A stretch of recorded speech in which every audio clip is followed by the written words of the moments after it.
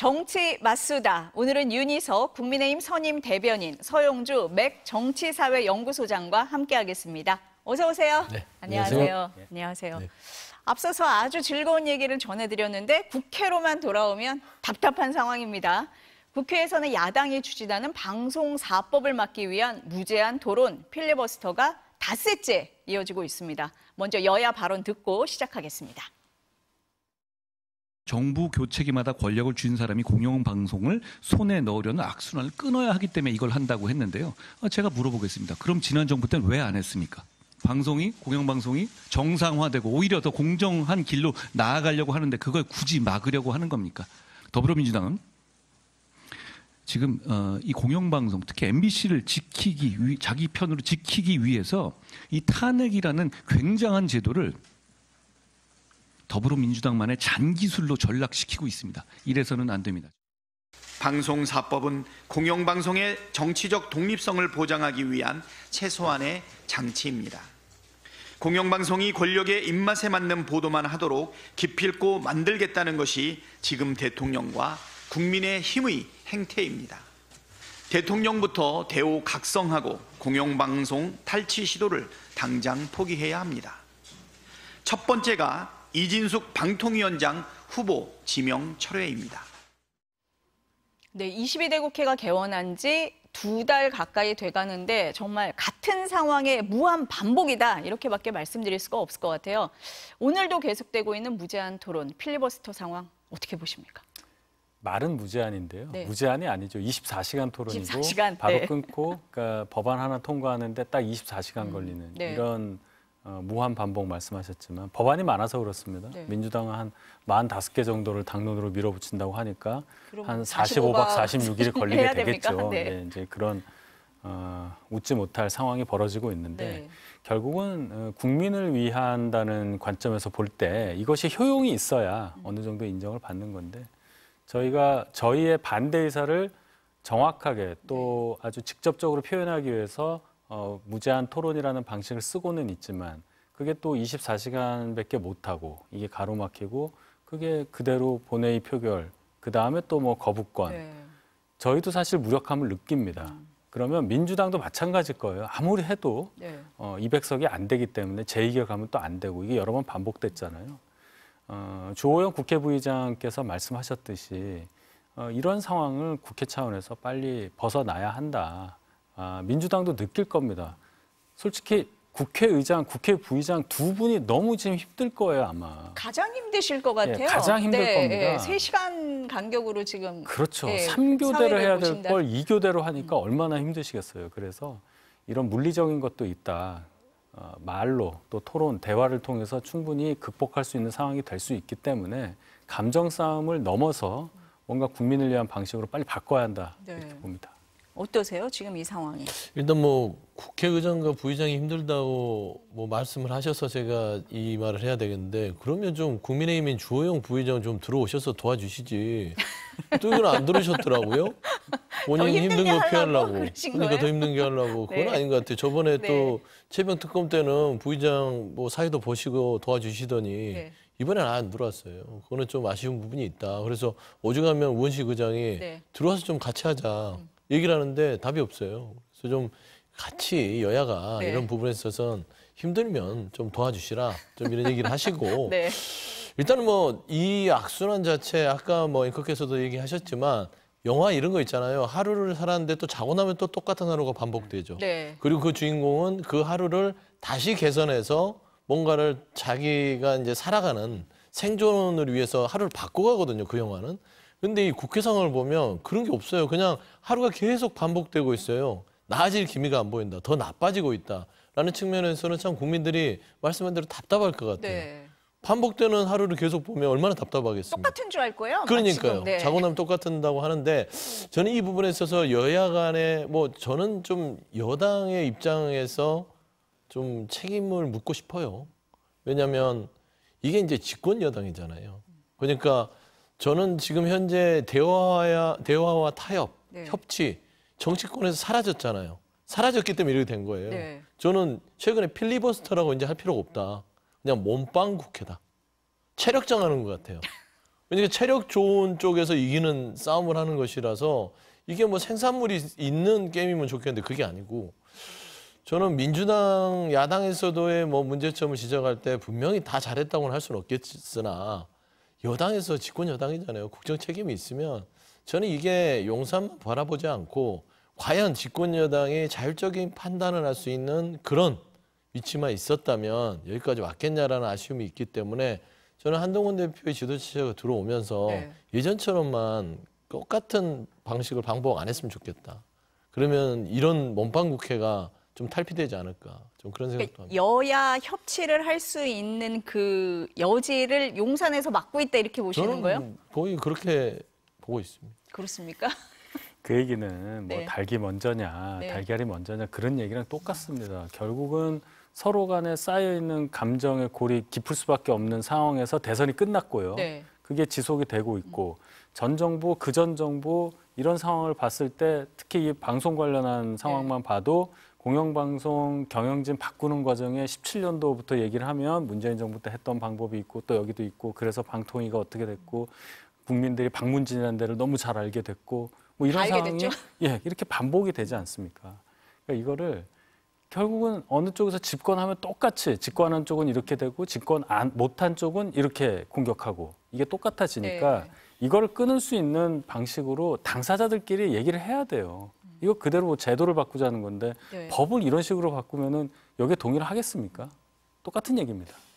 그러니까 저도 네. 뭐 일견 맞는 말씀도 있으신 거예요. 네. 왜냐하면 각 정권이 있을 때마다 이 방송 관련돼서 정치적 독립성은 문재인 정부에서만 아니면은 윤석열 정부에서만 있었던 일이 아닙니다. 그렇죠. 이명박 정부 시절부터 방송의 정치적 독립성은 끊임없이 정치권에서 다퉈왔어요. 찬반이 있었고 되게 재밌는 거는 국민의힘이 한나라당 새누리당 거쳐오면서 그때는 반대했던 똑같은 법안이 또 집권을 하면 찬성을 하고 또 이제 야당이 되면 반대를 하고 똑같은 안을 갖고 찬성 반대 찬성 반대입니다. 정치 상황에 따라서. 네. 그건 뭐냐면 결국에 누군가가 고리를 끊어야 되고 결국에는 지금 이 여당 쪽에서 문재인 전 정부에 대해서 비판하는 거 아까 왜 한번 그때 대표 안 얘기했지만 해줬냐라고 얘기를 그냥 하는 얘기가 거죠. 맞을 수도 네, 있어요. 네. 그때 고리를 끊었어야 되는 어떤 책임도 분명히 있다고 네. 봅니다. 그랬으면 지금까지 안 왔겠죠.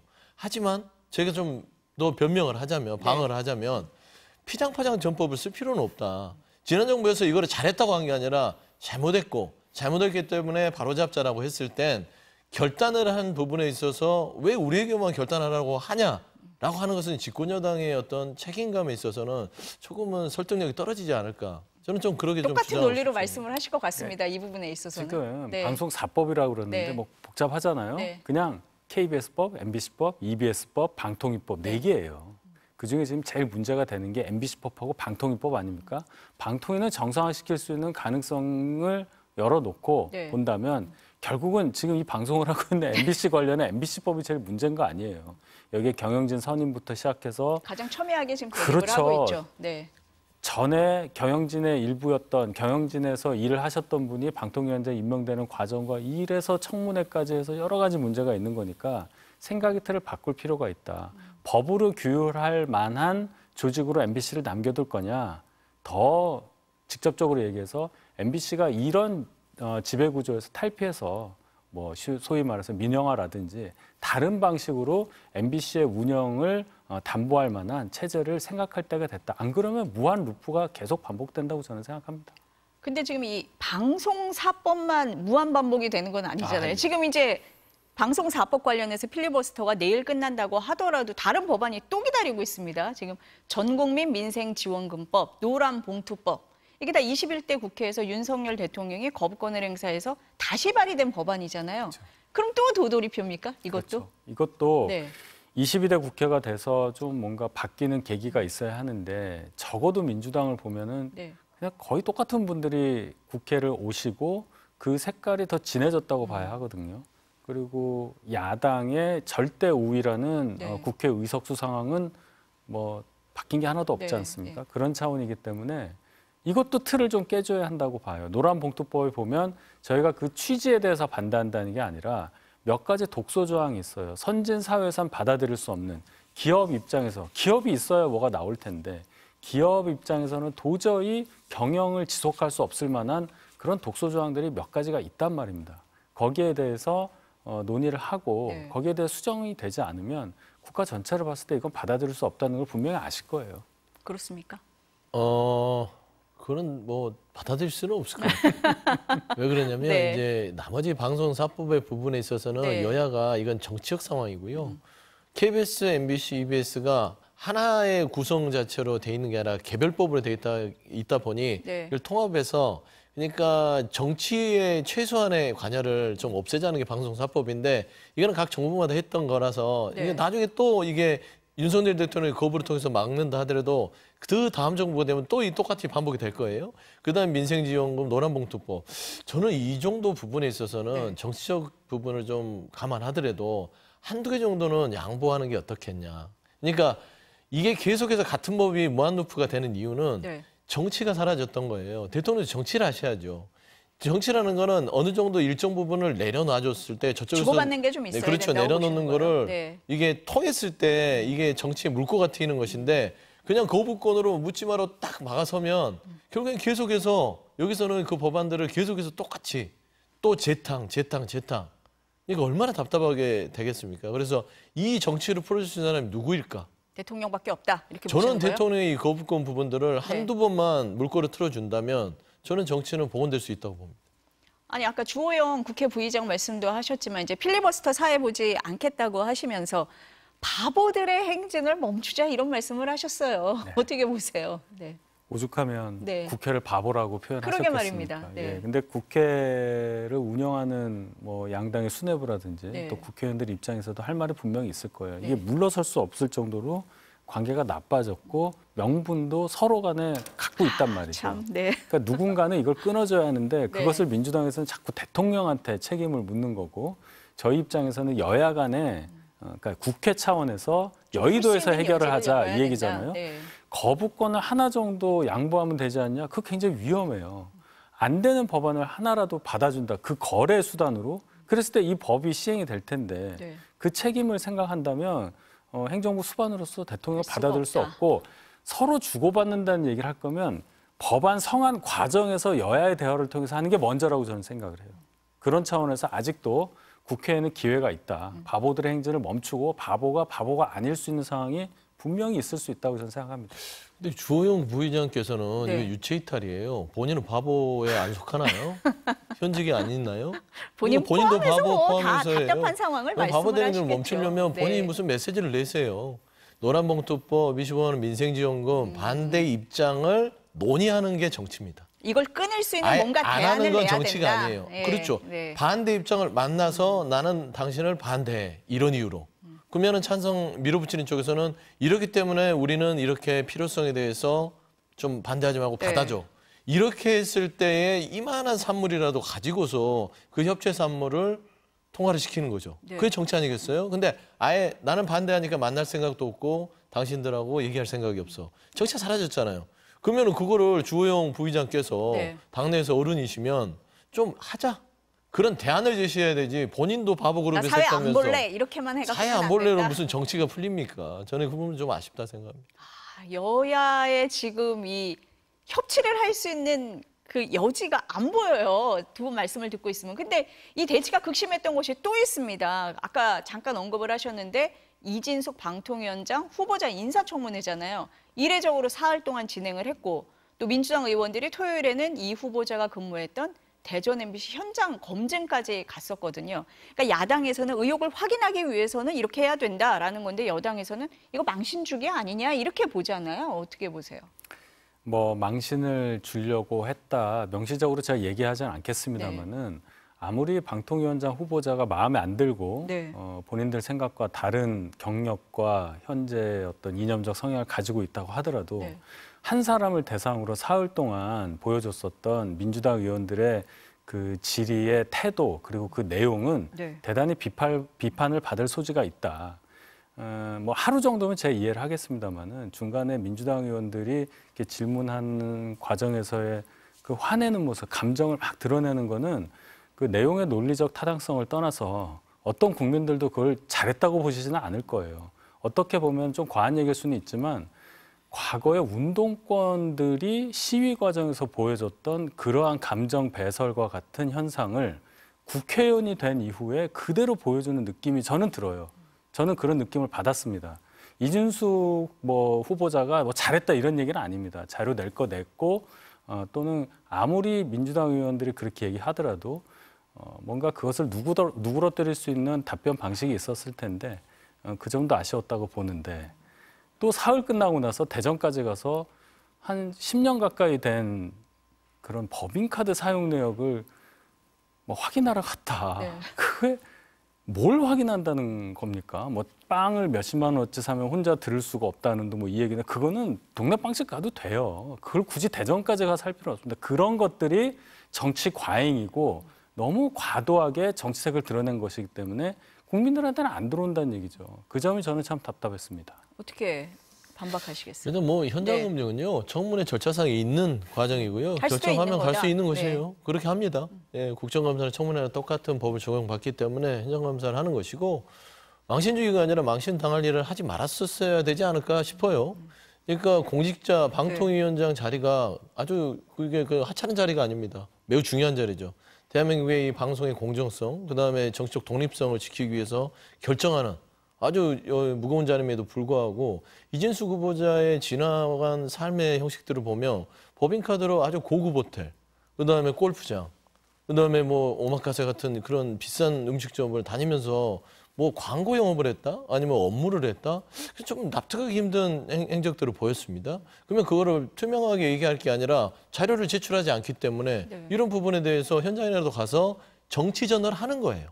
현장 검증을 해서 뭘 알아내겠습니까? 정치인들은 정치 행위를 하는 것이죠. 그걸 통해서 여론 조성을 통해서 뭔가 이진숙 후보자의 적절하지 못한 도덕적으로 부적격한 부분들을 메시지를 내는 것이라고 하고 싶고 그게 맞고요. 그다음에 저는 이준숙 후보자는 임명 자체가 이렇게 분쟁이 되는 부분들은 임명 자체가 잘못됐다고 보는 겁니다. 처음부터 대통령의 임명권 본인의 의사대로 하는 거고 권한이지만 저 보세요. 방통위원장을 이동관 전 위원장, 그다음에 김홍일 전 위원장, 지금 이진숙 후보자예요. 꼭 이런 분을 해야 됩니까? 이동관 전 위원장도 예전에 MB 시절에 방송장악 부분들에 대한 흥결이 있는 분인데 굳이 그다음에 김홍일 전 위원장도 검사 출신.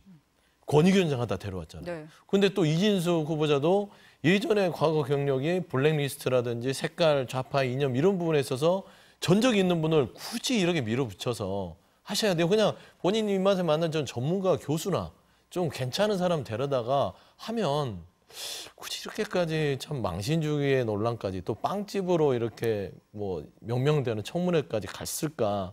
난 좀 생각을 하게 됩니다. 그러니까 합리적인 전문가를 처음부터 내정을 했으면 될 텐데 그게 사람인가 여기까지 싶어요. 왜 끌고 왔느냐라고 얘기를 하시는데 그 부분은 어떠세요? 그것은 네. 정치색을 달리하고 있기 때문에 예견된 얘기잖아요. 누가 왔어도 서로 마찬가지라고 그렇게 보시는 보는 거 거예요? 아닙니까? 네. 그렇다면 네. 민주당에서 네. 그렇게 많은 의석수를 갖고 있고 과방위에서도 훨씬 많은 위원을 갖고 있잖아요. 그러면 그거는 아마 하루 정도 하고요. 네. 나머지 이틀 동안 계속 할 거였으면 조금 더 방송통신 정책 관련해서 이진숙 전문가 검증을 했어야 후보자가 된다. 뭔가 네. 부족하다거나 이 점을 공격할 만한 질문들을 했어야 됩니다. 근데 민주당 소속 의원들이 이런 표현 죄송합니다마는 공부를 안 했다고 봐요. 그러니까 계속 소리 지르고 계속 빵이 어떻고 법인카드 그런 건 굉장히 쉬워요. 보좌관이 갖다 주면 얘기할 수 있거든요. 할 수 있는 말이 많잖아요. 왜 자료 안 내냐? 몇 시에 그거 먹는 게 맞는 거냐? 그 얘기는 누구라도 할 수 있는 겁니다. 그래도 의원 정도 됐으면 네. 국민의 세금으로 세비를 받는 입장이라면 국민들께서 이런 질문에 대한 답변을 이렇게 하니까 이진숙 후보자는 적절하구나 아니면 적격이다 부적격이다 판단하실 수 있는 걸 주셔야지. 10년 전 법인카드를 빵을 몇 개를 샀니 혼자 들을 수 있는 무게냐느니 이런 걸 가지고 호통이나 쳐갖고 되겠습니까? 검증이 제대로 안 됐다라고 보시는 것 같아요. 일견 아쉬운 부분이 있습니다. 네. 저도 개인적으로 오랫동안 국회 생활을 해봤고 네. 그 청문회를 아주 수십 차례를 해봤기 때문에 그러니까 이제 법인카드 사용 부분은 부적절한 부분들은 이 후보자의 도덕적인 부분을 판단하는 기준이 되기 때문에 해야 돼요. 네. 근데 그게 주가 되는 것들은 조금은 아쉬움이 있죠. 왜 이진숙 후보 방통위원장의 청문회가 왜 법인카드로만 남아있느냐.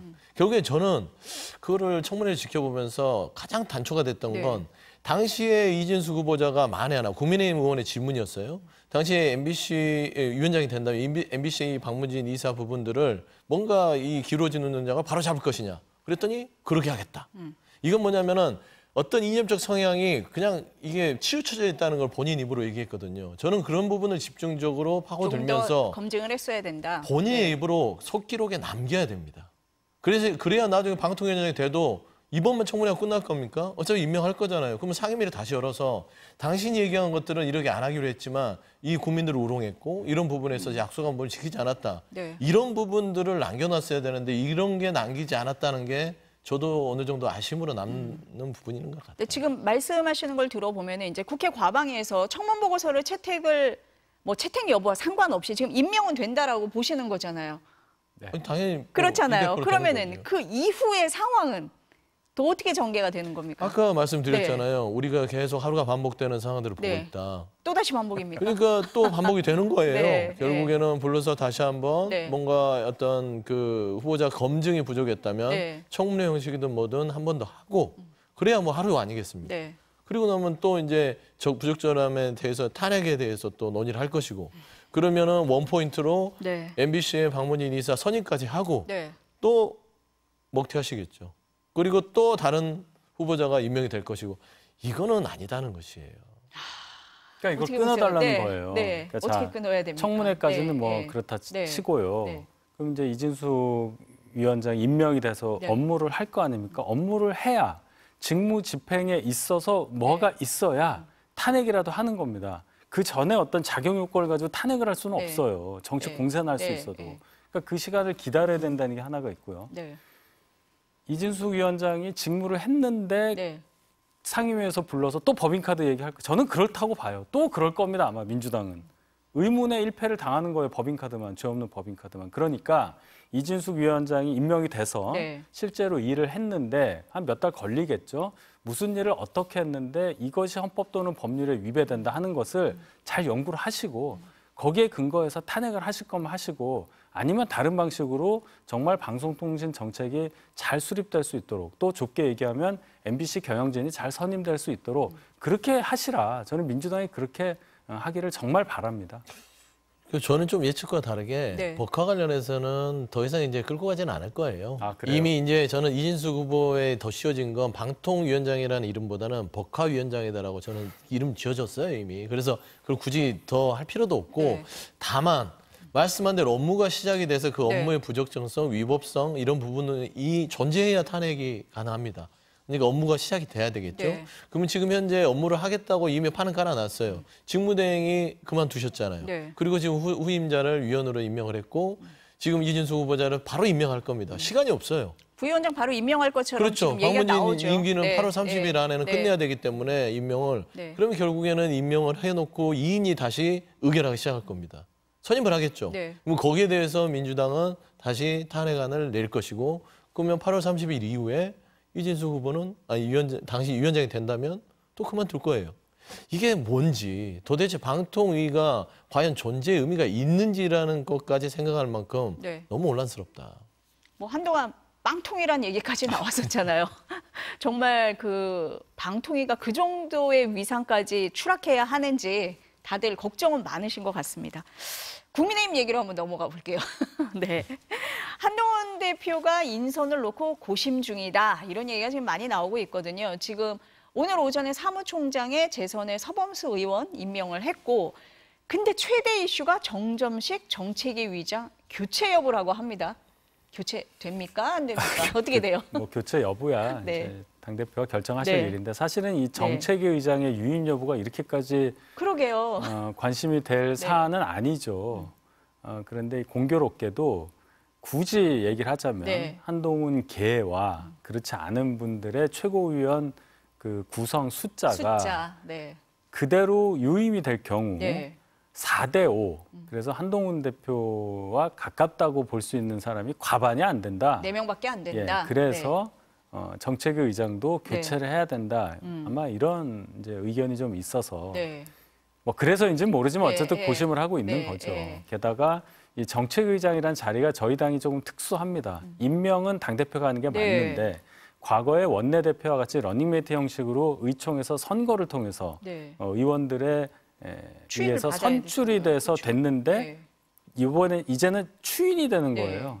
임명은 대표가 하지만 당대표가 원내대표와 상의해서 지명을 하면 의총에서 추인을 받아 임명을 하는 거거든요. 네. 그러니까 임명의 성격이 더 큰 거냐 아니면 의총 추인을 받았다는 성격이 큰 거냐 여기에 대한 해석이 원내에 계신 분들과 네. 한동훈 대표와 가까운 분들의 생각이 좀 다른 거네요. 걸로 네. 보입니다. 네. 어떨 것 같으세요? 이렇게 되면 바꿀 것 같으세요? 안 바꿀 것 같으세요? 그러니까 딜레마죠. 네. 저도 이제 물론 정치가 여러 가지 상황들이 발생하지만 네. 이렇게 여야를 막론하고 네. 그렇게 이해하기 힘든 상황들이 벌어지는 게 이번 한동훈 대표 체제의 네. 첫 정책위장의 임명권입니다. 통상 신임 지도부가 들어서면 네. 그 정무직이거든요. 임명되시는 분들이 네. 정책위장이나 누구든 사무총장이든 네. 일단 내려놔요. 왜냐하면 신임 지도부에 권한을 주는 거 아니겠습니까? 얼마 안 되셨잖아요, 근데. 아니, 얼마 안 돼도 하루가 되더라도 하루가 돼도 내려놔야 일단은 됩니까?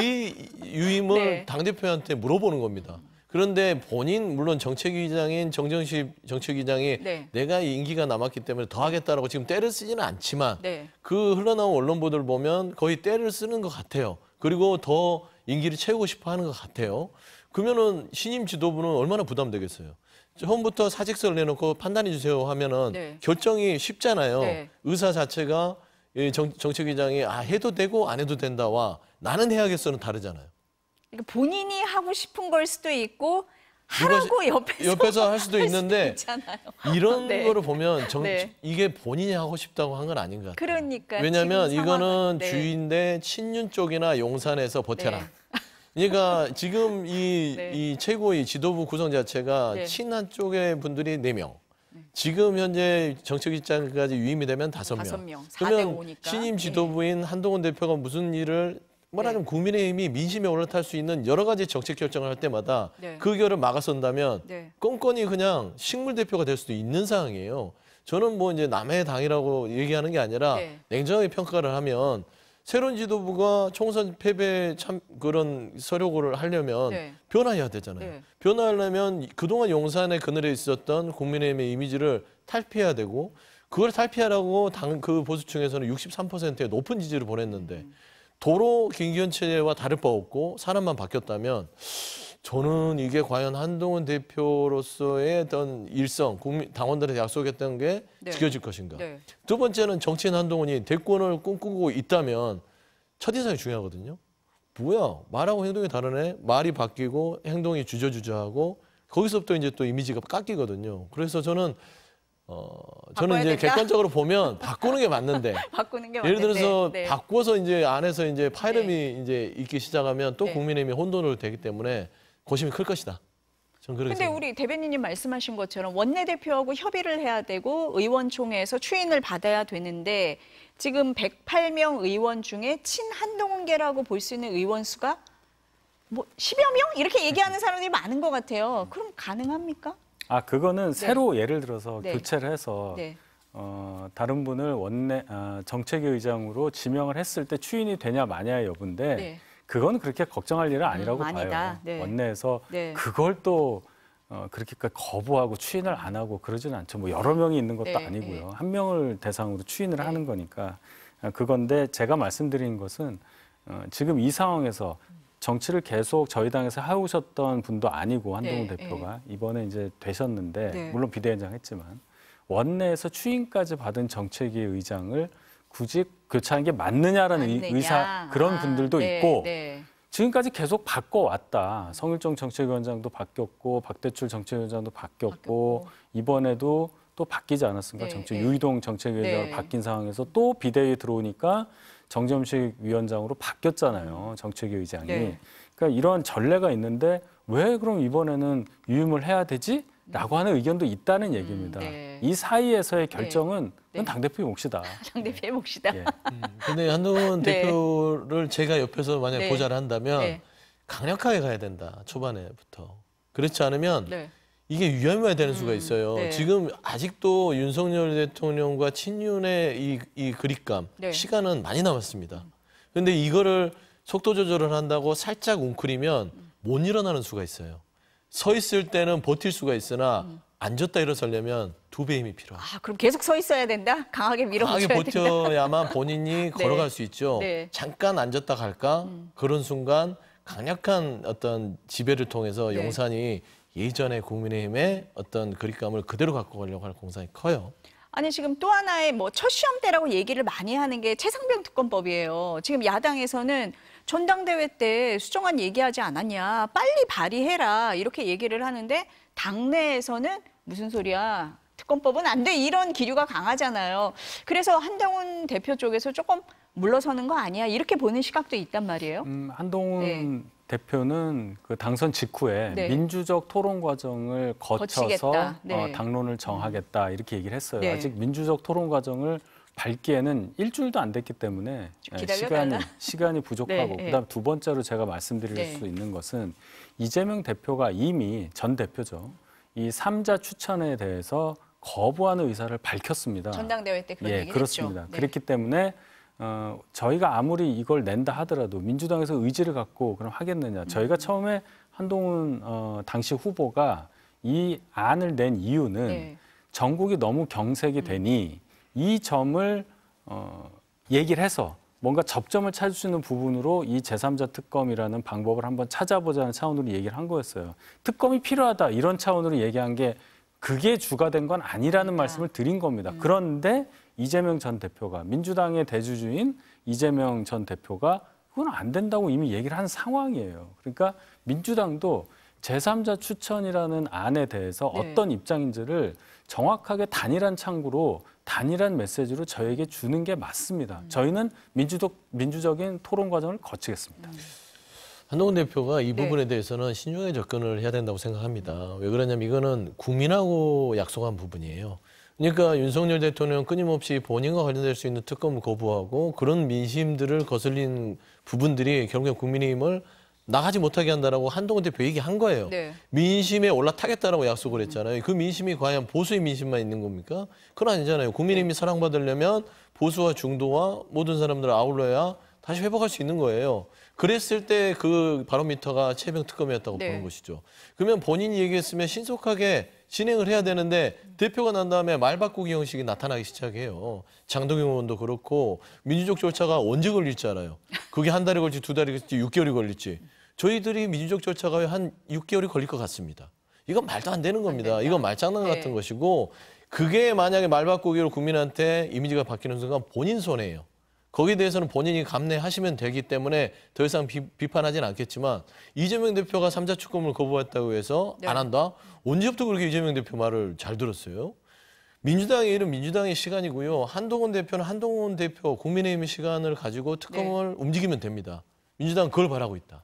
그러니까 민주당도 어쨌든 다음 달에는 법안을 다시 또 발의를 해야 되는 상황이잖아요. 그렇게 하기로 되면은 이런 국민의힘 상황도 좀 염두에 두고 발의하지 않겠습니까? 예, 민주당 어때요? 입장은 딱 정확히 그겁니다. 별개의 특검 법안입니다. 별개다. 그러게 이해를 했죠. 한동훈 대표는 3자 추천안을 얘기했다고 해서 한동훈 대표의 말을 민주당의 특검 법안에 녹여서 보여드리고 결재받을 이유가 없잖아요. 없다. 그럼요. 민주당은 민주당대로 다른 법안으로 가고 국민의힘은 대표가 되셨으니 한동훈 대표가 3자 추천한 특검을 마련해서 발의를 하면 됩니다. 그럼 어차피 만나잖아요. 네. 거기에서 논의를 하면 돼요. 그때 논의를 하면 된다. 그렇죠. 3자로 할 것인가, 네. 그 3자를 반대할 것인가.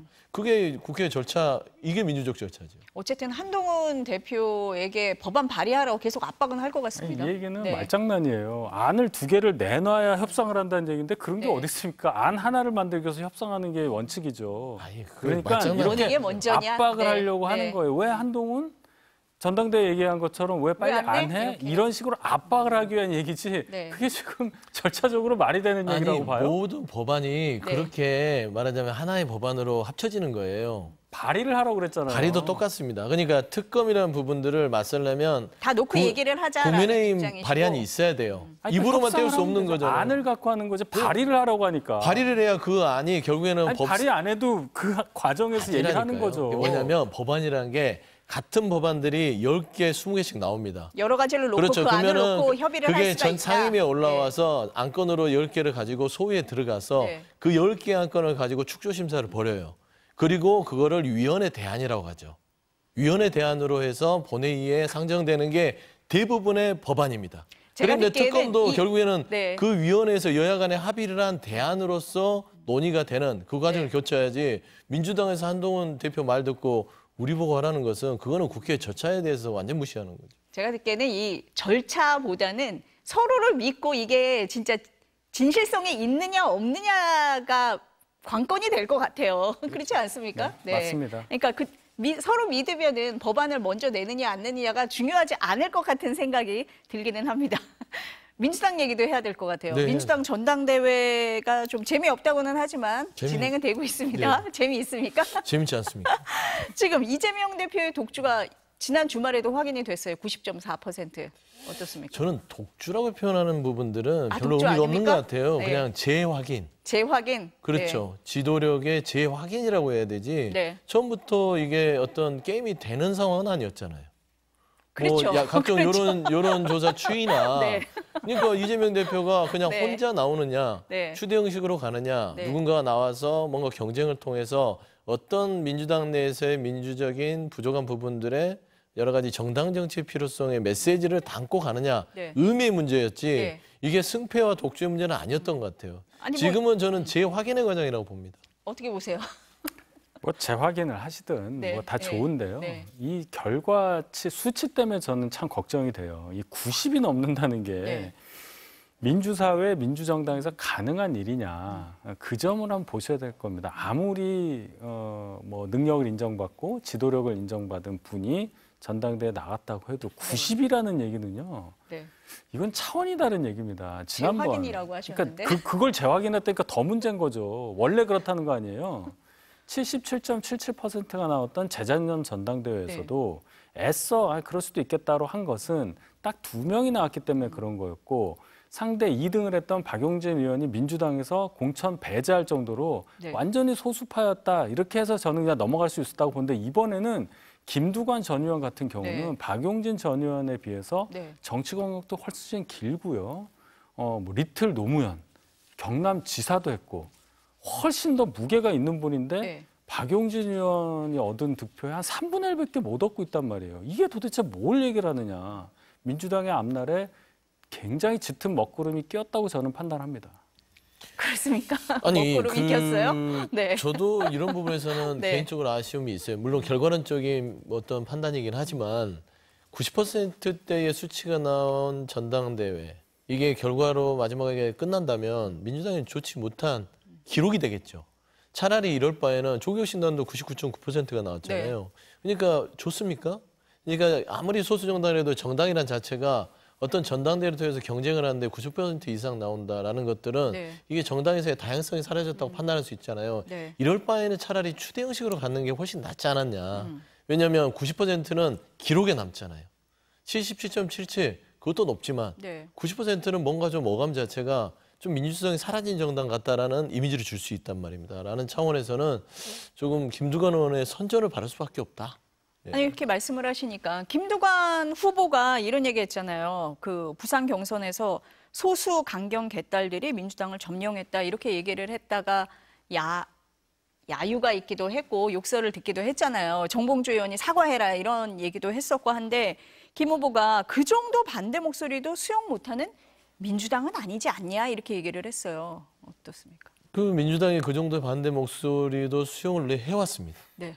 그런데 그 반대 목소리를 수용을 지금 못하는 바는 아니나 현장에 있던 강성 지지층은 네. 면전에서 그런 얘기를 하니까 네. 야유가 나올 수밖에 없는 것이고 네. 정봉주 의원이나 등등은 네. 지금 득표를 하기 위해서는 지금 강성 지지층의 마음을 상하게 하면 안 되기 때문에 김두관 전 의원이 설령 맞는 말을 하더라도 거기에 대해서는 동조를 할 수가 없는 것이죠. 다만 김두관 의원이 저는 일견 맞는 말도 있다고 봅니다. 네. 말하자면 대의민주주의, 직접민주주의가 잘 균형을 잡아야 되나 직접민주주의가 대의민주주의를 다 말살시켜버리면 과연 그게 민주적인 부분에 있어서의 균형감이 맞느냐라는 네. 말을 좀 직접적으로 한 것인데요. 네. 저는 전략은 실패했다. 그래도 전략, 김두관 후보의 전당대회에서 전략 실패다. 득표를 얻으려면 네. 어느 정도 이 강성 지지층을 직접적으로 타격하기보다는 좀 우회적인 부분으로 좀 전략적으로 접근했어야 되는데 아예 그냥 직접 타격하다 보니까 전당대회 전략으로서는 별로 좋지 않았다고 봅니다. 어떻게 들으셨어요? 뭐 민주당이 오죽하면 김두관 후보가 그런 얘기까지 하겠어요. 민주당이 그런 정당이 아니다. 근데 그런 정당이에요. 지금 보니까. 그 야유를 받고 퇴장까지 했잖아요. 그러니까 이거는 굉장히 위험하게 봐야 됩니다. 이게 저희가 웃으면서 얘기할 일은 아니라고 봐요. 그리고 민주당이 민주적으로 잘 운영이 돼야 저희한테도 좋은 겁니다. 그런데 민주당이 이렇게 일극 체제라는 말을 들을 정도로 이재명이라는 분 혼자 이렇게 일방적으로 독주하는 상황이 계속된다면 뭐 여야 협치부터 시작해서 아무것도 안 된다고 저는 봐요. 똑같은 상황이 반복이 되잖아요. 이걸 최소한 2년 이상을 보고 있어야 되는 거 아닙니까? 그럼 피해는 국민들한테 간다. 그런 차원에서라도 민주당이 물론 이번 전당대회까지는 어쩔 수 없다 치더라도 앞으로 당 운영에 대해서 심각하게 고민해야 될 지점이 바로 드러났다. 네. 이렇게 평가합니다. 그 최고위원 선거는 조금 눈에 띄는 것 같아요. 네. 김민석 후보가 지난 주말에 1위로 올라왔던데 이재명 그렇죠. 전 대표 지원 때문입니까? 지원 때문이죠. 지원 때문입니까? 뭐 네. 그 사실은 부인할 수 네, 없는 거 아니겠습니까? 그러니까 정봉주 의원의 어떤 파격적인 돌풍에 네. 굉장히 좀 나름대로 여러 가지 뭐 좀 구애를 한 것 같아요. 네. 김민석 의원이 좀 도와달라고. 네. 그래서 아마 이재명 대표가 지원 사격을 한 것 같고 또 추미애 의원도 또 김민석 의원을 이제 측면 지원을 하더라고요. 네. 네. 그런 효과가 좀 발휘가 됐다라고 네. 보는 게 맞는데 네. 저는 이렇게 그 정치인끼리 전당대회에서 서로 손을 잡을 수 있으나 네. 누군가를 너무 특정적으로 밀어준다는 것, 특히나 아주 90% 가까이 지지를 받는 대표가 어떤 최고위원회 지금 어쩌면 좀 네. 경쟁이라는 공정해야 되잖아요. 네. 그런데 거기에 대표 의정이 실려서 나는 이 사람을 좋아하는 느낌을 주거나 네. 이 사람이 됐으면 좋겠어. 이 사람이 수석이 됐으면 좋겠어라고 하는 것들이 네. 과연 옳은가? 그러면 이거는 소출직을 위한 전당대회지 임명직 전당대회가 아니잖아요. 그거는 수석을 임명하면 됩니다. 네. 근데 그런 것처럼 비춰지는 것은 민주적 절차에 반할 수도 있기 때문에 네. 이런 부분들은 뭐 차차 좀 뭐 조절이 들어가지 않을까 그렇게 보입니다. 민주당 전당대회가 절반 정도 남았으니까 조절에 들어가는지 지켜보겠습니다. 오늘 말씀 여기까지 들어야 될 것 같습니다. 감사합니다.